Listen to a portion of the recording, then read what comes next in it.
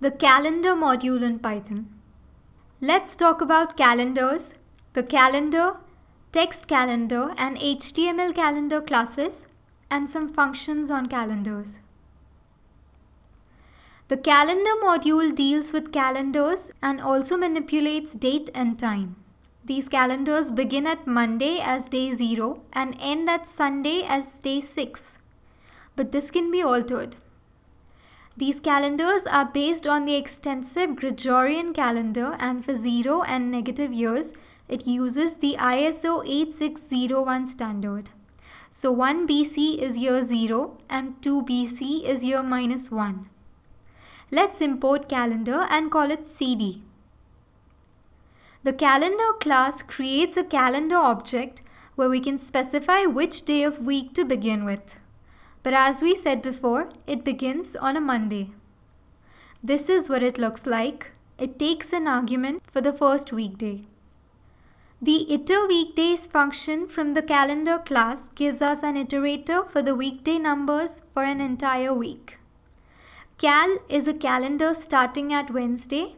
For each day in this, print the weekday.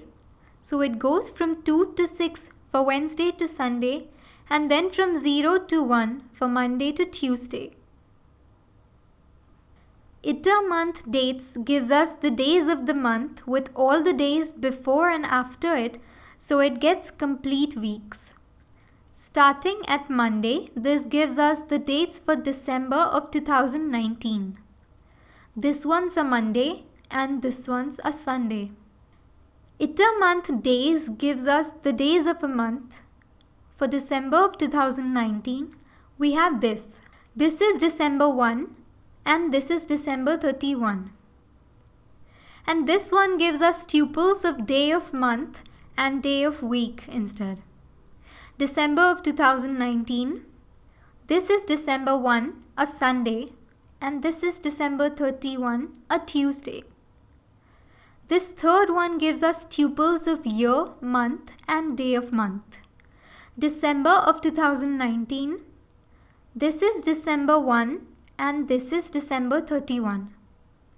And this fourth one gives us tuples of year, month, day of month and day of week. December of 2019, December 1, 2019, Sunday, and December 31, 2019, a Tuesday. The month dates calendar function returns a list of the weeks involved as datetime.date objects. This is December of 2019. It has 6 weeks. The month days to calendar function gives us lists of weeks that are 7 tuples of day of month and day of week. December 2019. This is December 1, a Sunday, and this is December 31, a Tuesday. This one returns each week as a list of days of month.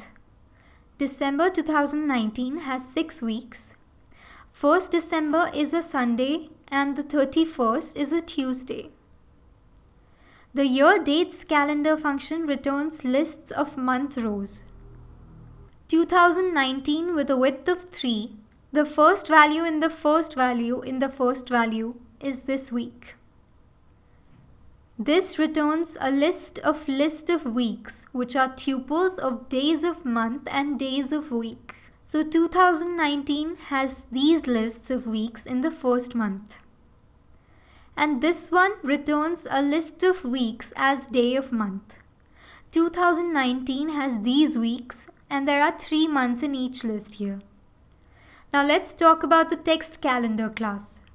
This is a subclass of the calendar class and generates plain text calendars. This is the text calendar class. It has many functions. The format month function returns a calendar for a month as a multi-line string. We can specify the width of date columns and the number of lines for each week. This is the text calendar formatted for the month of December for 2019. The PR month function can do this without needing a print statement. The format year function gives us an M column calendar for the entire year and gives it to us as a multi-line string. It can take date column width, lines per week, and spaces between month columns. Let the column width be 5 and the width of day columns be 3. It prints out this. And PR year does this without a print statement. For 2019, it prints this. And now the HTML calendar class. This is another subclass of the calendar class and it generates HTML calendars. This is the HTML calendar class. This class has a format month too. It returns a month's calendar as an HTML table. This is the calendar for December of 2019. This code can be used to display it as an HTML table. Format year does the same for this class as well. And format year page returns a year-long calendar as an HTML page with a default width of 3. Here we apply no CSS to this code. Let's discuss some functions of the calendar module so we can do this more conveniently. This setFirstWeekday function lets us set what day of week we want to begin with. Let's begin with a Sunday for July of 2019. First weekday gets the first day of week. Right now it is set to Sunday. Is leap tells us whether a year is a leap year, one with 366 days. 2020 is a leap year and we have 6 leap days between 1995 and 2020. Weekday returns the day of week. 31st December 2019 is a Tuesday. Week header gives us a header of abbreviated names of the days of week.